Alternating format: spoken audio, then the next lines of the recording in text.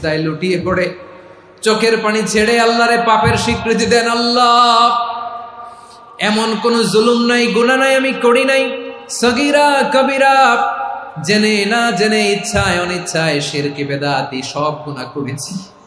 আল্লাহ, আকাশের নিচে জমিনের উপরে আমার চেয়ে বড় গুনাহগার আর কেউ নাই। চোখের পানি ছেড়ে আল্লাহরে বলেন, আল্লাহ, আমি ছাড়া তোমার গোলামের অভাব নাই, তুমি ছাড়া আমার দ্বিতীয় কোনো রব নাই, তুমি ছাড়া তো কেউ আমার গুনাহ ক্ষমা করার নাই, তুমি আমার রব, তুমি আমার সব। বলতে পারবেন?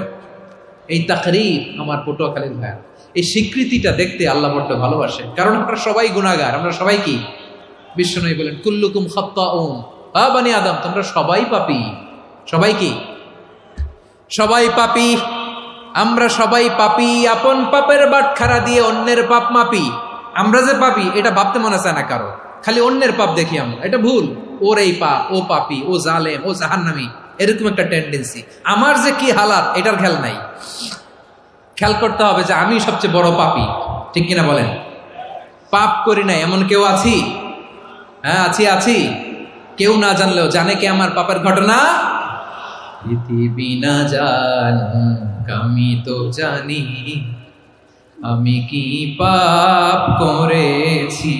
হায় ও আমার কলিজার টুকরা ভাইয়েরা, মাথাটাকে নিচু করে জীবনের সব গুনার ফিরিস্তিগুলো একটা একটা করে স্বীকার করে আল্লাহরে বলেন, আল্লাহ, আমি পাপী।